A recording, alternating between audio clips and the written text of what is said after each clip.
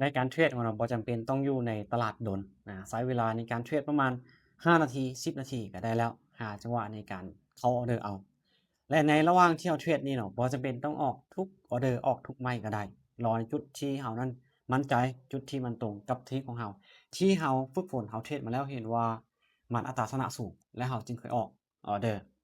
นะเดี๋ยวคลิปนี้เราตุ้ยจะมาเทรดให้คนเบิ่งเป็นกรณีศึกษาซึ่งตุ้ยมีงบอยู่เพียง100เท่านั้น100 USDT เท่านั้นตุ้ยจะมาหาจังหวะในการเข้าเทรดใช้เวลา10นาทีใช้เวลาในการเทรด10นาทีหรือว่าหาจังหวะในการเข้าออร์เดอร์ใน10นาที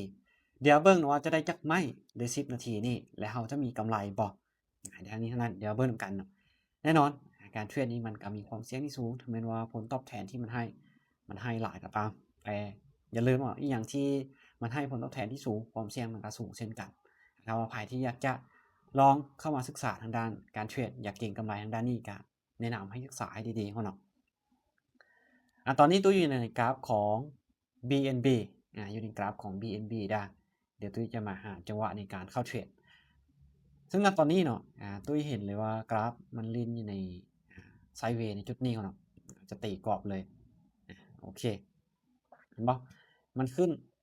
ลงมาแล้วก็ขึ้นไปแล้วก็ลงมาในจุดนี้บ่เดี๋ยวมาเบิ่งในออร์เดอร์นี้เขาเนาะซึ่งถ้าจุดใดที่ตุ้ยบอกว่าโอกาสที่เขาจะผ่านหลายกว่าตุ้ยก็จะบอกโอเค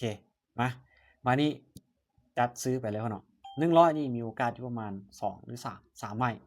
อาจจะบ่ได้เน้นในเรื่องของการบริหารเงินปานใด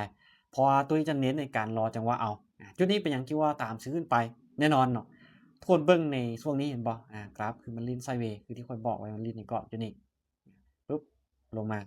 ลงมาแล้วก็ขึ้นไปแล้วก็ลงมาจุดนี้มีโอกาสที่มันจะขึ้นไปต่อได้และอีกจุดหนึ่งก็คือจุดคอนเฟิร์มสังเกตเบิ่งอินดิเคเตอร์ที่ค่อยใส่ของเนาะเป็น moving average มันซี้ขึ้นไปขนาดขึ้นไปแบบนี้โกงขึ้นไปแน่นอนเป็นจุดคอนเฟิร์มของมันก็เรียกว่าตามซื้อขึ้นไปในออร์เดอร์นี้ก็ถือว่าได้มาแล้ว1ออร์เดอร์บ่ได้มาแล้ว1ออร์เดอร์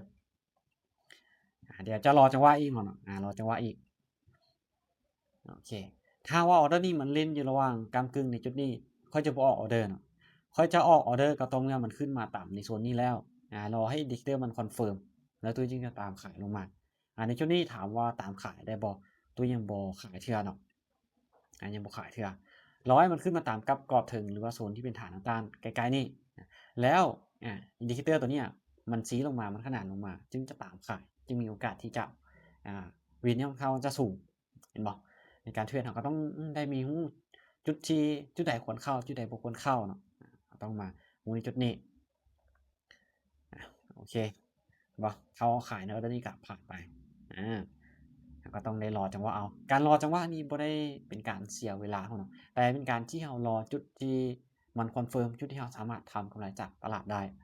จึงมีโอกาสที่จะทำกำไรจากตลาดได้บ่แม่นว่าเราเทรดไปใช้เวลาเทรด10นาทีก็สิออก10ออร์เดอร์ถ้าทุกคนงบบ่หลายแท้ๆทุกคนมีโอกาสจะขาดทุนหลายกว่า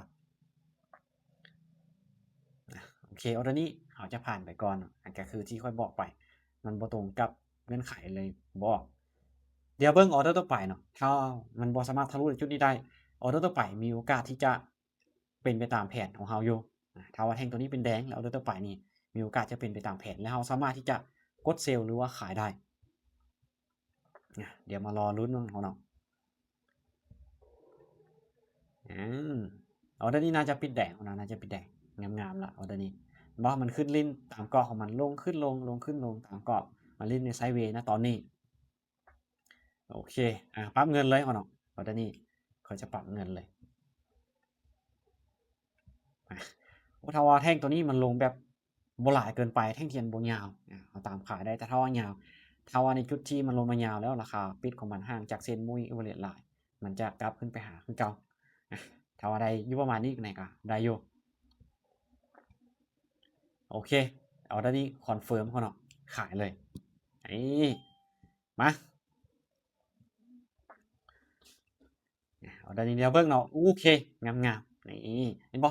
รอจังหวะเอารอจังหวะที่เรานั้นมั่นใจแล้วค่อยออกออร์เดอร์ใช้เวลาบ่ต้องเทรดโดนหรอก5นาที10นาทีก็ได้แล้วเจาะตลาดเอาไว้เนาะเราสิเข้าแล้วก็เทรดทุกไม้ๆๆๆเลยโอกาสที่จะเสียนี่มันมีหลาย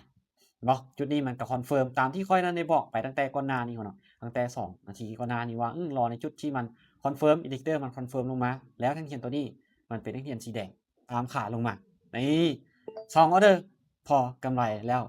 70 76ดอกนี่เห็นบ่ก็บ่ได้โดนใช้เวลาในการเทรดขอเพียงแต่ว่าเรารู้จุดเข้าออร์เดอร์ว่าจุดใดที่เราควรเข้าจุดใดที่เราบ่ควรเข้าแรกๆนะตุ้ยว่าจะเทรด10นาทีแต่ว่าบ่ได้ฮ้อนเนาะเทรด5นาทีนี่ก็โอเคได้กำไรแล้วไปเพียงแต่2ไม้เท่านั้นไปเพียงแต่2ไม้ก็ถือว่ากำไรมา76ดอกงามๆนี่ล่ะถ้าหากว่าเรามีจุดเข้าออร์เดอร์ที่ชัดเจนโอกาสที่จะทำกำไรจากการเทรดนี้มันก็มีสูงนี่ถ้าไผที่อยากจะนำไปปรับใช้ก็ลองเบิ่งเนาะ2จุดเข้าออร์เดอร์ในจุดนี้ที่ตุ้ยได้แนะนำไปก็ถือว่าทั้งจุดซื้อและก็จุดขายก็ชัดเจนที่ค่อยแนะนำไปในคลิปนี้เนาะถ้าว่าไผที่มักฮักทางด้านการเทรดอย่าลืมเนาะทุกคนกดติดตามช่องของตุ้ยไว้ห้ามห้องเลยว่าทุกคนนั้นจะได้ความรู้